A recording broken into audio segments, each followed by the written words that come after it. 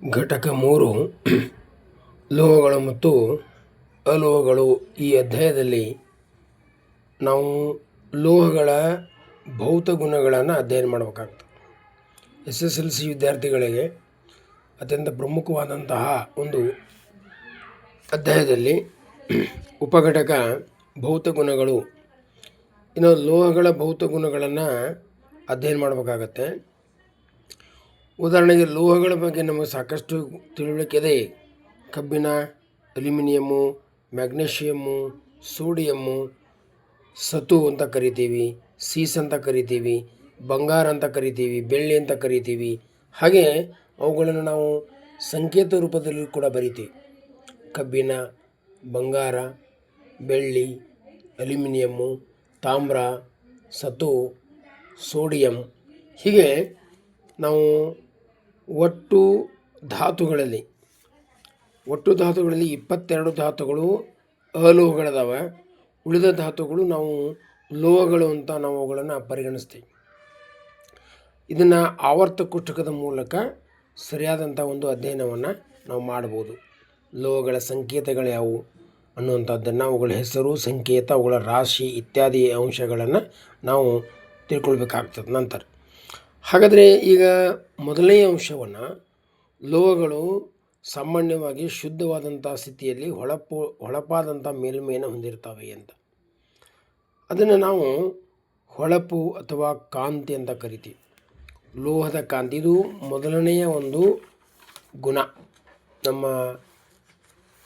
ಈ ಅಧ್ಯಾಯದಲ್ಲಿ ಉಪಘಟಕದಲ್ಲಿ ಬರುವಂಥ ಒಂದು ಮೊದಲನೇ ಗುಣವನ್ನು ತೋರಿಸ್ಯಾರ. ಅಂದರೆ ಹೊಳಪನ್ನು ಹೊಂದಿವೆ, ಹೊಳೆಯುತ್ತವೆ ಅಂತ ಕರೀತಾರೆ. ಇನ್ನು ಲೋಹಗಳು ಕಠಿಣಾಗಿವೆ ಅಂತ ಕರಿತೀವಿ. ಆ ಕಠಿಣತೆ ಲೋಹದಿಂದ ಲೋಹಕ್ಕೆ ಬದಲಾಗುತ್ತದೆ ಅಂತ. ಈಗ ಲೋಹದಿಂದ ಲೋಹಕ್ಕೆ ಬದಲಾಗುತ್ತದೆ ಅಂದರೆ, ಸೋಡಿಯಂ ಅತ್ಯಂತ ಮೃದುವಾದ ಲೋಹ, ಪೊಟ್ಯಾಷಿಯಂ ಮೃದುವಾದ ಲೋಹಗಳು. ಚಾಕುವಿನಿಂದ ಇವುಗಳನ್ನ ಕತ್ತರಿಸಬಹುದು. ಆದರೆ ಇವು ಲೋಹಗಳೇ. ಆ ಕಾರಣದಿಂದ ಕಠಿಣತೆಯ ಒಂದು ಮಟ್ಟ ಲೋಹದಿಂದ ಲೋಹಕ್ಕೆ ಏನಾಗುತ್ತೆ, ಬದಲಾಗುತ್ತದೆ ಅಂತ ಹೇಳ್ತೀವಿ. ಅಲ್ಲಿ ಮೊದಲೇದು ಮುಖ್ಯವಾಗಿ ನೀವು ನೆನಪಿಟ್ಕೋಬೇಕಾದದ್ದು, ಲೋಹಗಳು ಕಠಿಣವಾಗಿವೆ ಹಾಗೂ ಕಠಿಣತೆ ಲೋಹದಿಂದ ಲೋಹಕ್ಕೆ ಬದಲಾಗುತ್ತದೆ ಎನ್ನುವಂಥ ಅಂಶವನ್ನು ತಿಳ್ಕೊಳ್ಬೇಕು. ಇನ್ನು ಲೋಹಗಳು ಕುಟ್ಯತೆಯನ್ನು ಗುಣವನ್ನು ಹೊಂದವು. ಕುಟ್ಯತೆ ಅಂದರೆ ಅವುಗಳನ್ನು ಕುಟ್ಟಿ ತೆಳುವಾದ ಹಾಳೆಗಳನ್ನಾಗಿ ಮಾಡ್ಬೋದು. ಆ ಕಾರಣದಿಂದ ಅವುಗಳನ್ನು ನಾವು ಆ ಗುಣಕ್ಕೆ ಏನಂತೀವಿ, ಕುಟ್ಯತೆ ಅಂತೀವಿ. ಚಿನ್ನ, ಬೆಳ್ಳಿ ಅಥವಾ ಇವು ಕುಟ್ಯ ಗುಣಗಳನ್ನ ಹೊಂದಿರುವಂತಹ ಅತಿ ಹೆಚ್ಚಿನ ಕುಟ್ಯ ಗುಣ. ನೋಡಿ, ಇದನ್ನು ನೆನಪಿಟ್ಕೊಳ್ಬೇಕಾಗ್ತದೆ ಈ ಅಂಶವನ್ನು. ಚಿನ್ನ ಮತ್ತು ಬೆಳ್ಳಿ ಅತಿ ಹೆಚ್ಚಿನ ಕುಟ್ಯ ಗುಣವನ್ನು ಹೊಂದಿದಂತಹ ಲೋಹಗಳಾಗಿವೆ ಅಂತ. ಅಂದರೆ ಹೆಚ್ಚು ಈ ಲೋಹಗಳನ್ನು ಭಾರಿ ತೆಳುವಾದಂಥ ಹಾಳೆಗಳನ್ನಾಗಿ ಇತರ ಲೋಹಗಳಿಗಿಂತಲೂ ತೆಳು ಹಾಳೆಗಳಂತೆ ಮಾಡಬಹುದು ಅನ್ನುವಂಥದ್ದನ್ನು. ಇನ್ನು ನಾವು ತನ್ಯತೆ ಗುಣವನ್ನು ನೋಡ್ತೀವಿ. ಡಕ್ಟಿಲಿಟಿ ಅಂತ ಕರೀತಾರೆ ತನ್ಯತೆ ಗುಣಕ್ಕೆ. ನೋಡಿ, ತೆಳುವಾದ ತಂತಿಗಳನ್ನಾಗಿ ಮಾಡ್ಬೋದು ನಾವು.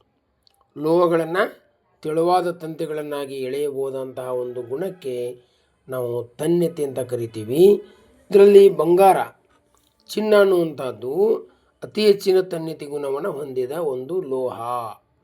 ಹಾಗಾದರೆ 1 ಗ್ರಾಮ್ ಚಿನ್ನವನ್ನು ನಾವು 2 ಕಿಲೋಮೀಟರ್, ನೋಡಿ, 1 ಗ್ರಾಮ್ ಚಿನ್ನವನ್ನು 2 ಕಿಲೋಮೀಟರ್ ಉದ್ದದ ತಂತಿಯನ್ನಾಗಿ ನಾವು ಎಳೆಯಬಹುದು ಅಂತ ಹೇಳ್ಬೋದು. ಇದು ಒಂದು ಆಶ್ಚರ್ಯಕರವಾದಂಥ ಸಂಗತಿ ಅಂತ ಹೇಳ್ತಾರೆ.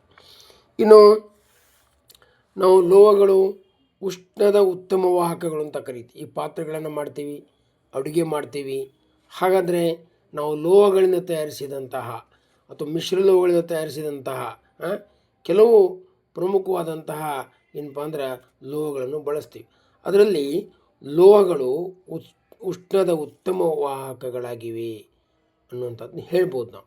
ಹಾಗಾದರೆ ಇವುಗಳು ಕರಗುವ ಬಿಂದು ಹೆಚ್ಚಿನ ಕರಗುವ ಬಿಂದುವನ್ನು ಹೊಂದಿವೆ, ಹೆಚ್ಚಿನ ಕರಗುವ ಬಿಂದು ಹೊಂದ್ಯಾವ ಅಂತ ಹೇಳ್ತೀವಿ. ಇಲ್ಲಿ ಒಂದು ನೀವು ಗಮನಿಸಬೇಕು, ಬೆಳ್ಳಿ ಮತ್ತು ತಾಮ್ರಗಳು, ಬೆಳ್ಳಿ Ag ಮತ್ತು ತಾಮ್ರ Cu, ಇವುಗಳ ಸಂಕೇತಗಳಿವು. ಹಾಗಾದರೆ ಇವೆರಡೂ ನೋಡಿ, ಬೆಳ್ಳಿ ಮತ್ತು ತಾಮ್ರ ಉಷ್ಣದ ಅತ್ಯುತ್ತಮ ವಾಹಕಗಳಾಗಿವೆ ಅಂತ. ಇವು ಎರಡನ್ನು ನೆನ್ಪಿಟ್ಕೋಬೇಕು. ಉಷ್ಣದ ಅತ್ಯುತ್ತಮ ವಾಹಕಗಳು ಯಾವುವು ಅಂತ ಕೇಳಿದಾಗ ಬೆಳ್ಳಿ ಮತ್ತು ತಾಮ್ರ ಅಂತ ಹೇಳ್ಬೇಕಾಗ್ತದೆ. ಇನ್ನು ಈ ಎರಡಕ್ಕೂ ಹೋಲಿಸಿದರೆ ಸೀಸ ಮತ್ತು ಪಾದರಸಗಳು ಉಷ್ಣದ ದುರ್ಬಲ ವಾಹಕಗಳಾಗಿವೆ ಅಂತ, ಅತಿ ದುರ್ಬಲ ವಾಹಕಗಳಾಗಿವೆ ಅನ್ನುವಂಥದ್ದನ್ನು ಹೇಳ್ಬೋದು. ಇನ್ನು ಏನಪ್ಪ ಅಂದರೆ ಲೋಹಗಳು ವಿದ್ಯುತ್ತಿನ ವಾಹಕಗಳಾಗಿವೆ, ವಿದ್ಯುತ್ ಹರಿತದ ಲೋಹಗಳಲ್ಲಿ. ಆ ಕಾರಣದಿಂದ ನಾವು ವಿದ್ಯುತ್ ವಾಹಕಗಳು ಅನ್ನುವಂಥದ್ದನ್ನು ನಾವು ಹೇಳ್ತಾ ಇದ್ದೇವೆ. ಇನ್ನು ನೀವು ಮನೆಗಳಲ್ಲಿ ಸಾಗಿಸುವಂಥ ತಂತಿಗಳದಾವಲ್ಲ, ವಿದ್ಯುತ್ತನ್ನು ಸಾಗಿಸುವ ತಂತಿಗಳು ಮೇಲೆ ಒಂದು ಕವರ್ ಇರ್ತದೆ, ಪಾಲಿವಿನೈಲ್ ಕ್ಲೋರೈಡ್, PVC ನೆನ್ಪಿಡಬೇಕಿದನ್ನು, PVC. ಅದ್ರ ಮೇಲೆ ರಬ್ಬರ್ ಹೊದಿಕೆ ನೋಡಿ, ತಂತಿ ಮೇಲೆ ಒಂದು ಹೊದಿಕೆ ಇರ್ತದೆ, ಅದು ರಬ್ಬರ್ ಹೊದಿಕೆ. ರಬ್ಬರ್ ಹೊದಿಕೆಯಿಂದ ಆವೃತ್ತಾಗಿರ್ತದೆ ಅಂತ ಕರಿತೀವಿ. ಯಾಕೆ ಆವೃತ್ತಾಗಿರ್ತದೆ ಅಂತ ಕೇಳ್ತಾರೆ. ವಿದ್ಯುತ್ ತಂತಿಗಳು ಅಂಥ ವಸ್ತುಗಳ ಹೊದಿಕೆಯಿಂದ ಯಾಕೆ ಆವೃತ್ತಾಗಿರ್ತಾವೆ? ಅಲ್ಲಿ ವಿದ್ಯುತ್ ಹರಿತಾ ಇರ್ತದೆ, ಆ ಕಾರಣದಿಂದ ಅಪಾಯವನ್ನು ಉಂಟು ಮಾಡುವಂಥದ್ದು ಇರುತ್ತದೆ. ಆ ಕಾರಣದಿಂದ ಪಾಲಿವಿನೈಲ್ ಕ್ಲೋರೈಡ್ ಅನ್ನುವಂಥ ಒಂದು ರಬ್ಬರ್ ಹೊದಿಕೆಯಿಂದ ಸುತ್ತಿರ್ತಾರೆ ಅದು. ಇನ್ನು ಇನ್ನೊಂದು ಪ್ರಮುಖವಾದ ಲೋಹಗಳ ಒಂದು ಭೌತ ಗುಣ ಯಾವಪ್ಪ? ಶಾಬ್ದನ ಅಂತ ಕರಿತೀವಿ. ಶಾಬ್ದನ ಅಂತಂದರೆ ಲೋಹಗಳನ್ನು ಒಂದು ಗಟ್ಟಿಯಾದ ಮೇಲ್ಮೈಗೆ ನಾವು ಬಡಿದ್ರೆ, ಹೌದಾ, ಅದು ಅವೇನು ಮಾಡ್ತವೆ? ಶಬ್ದವನ್ನು ಉಂಟು ಮಾಡ್ತಾವೆ. ಇಲ್ಲಿ ಒಂದು ನೋಡಿ ಹೌದಾ? ಹಾಗಾದರೆ ಶಬ್ದಗಳನ್ನು ಉಂಟು ಮಾಡುವಂಥ ಗುಣವನ್ನು ಹೊಂದಿವೆ ಅನ್ನುವಂಥದ್ದು ಹೇಳ್ತೀವಿ. ಹೀಗೆ ಗಟ್ಟಿಯಾದ ಮೇಲ್ಮೈಗೆ ನಾವು ಬಡಿದಾಗ ಅವು ಶಬ್ದವನ್ನು ಉಂಟು ಮಾಡ್ತವೆ.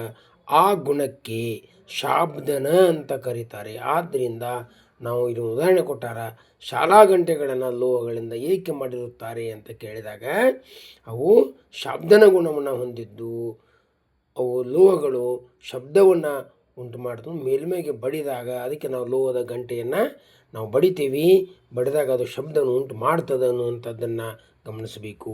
ಈ ರೀತಿ ಒಳಗೆ ಲೋಹಗಳ ಒಂದು ಭೌತ ಗುಣಗಳನ್ನು ಇವತ್ತು ನಾವು ಚರ್ಚೆಯನ್ನು ಮಾಡಿದ್ದೀವಿ ಅನ್ನುವಂಥದ್ದನ್ನು ತಿಳ್ಕೊಳ್ಳಿ.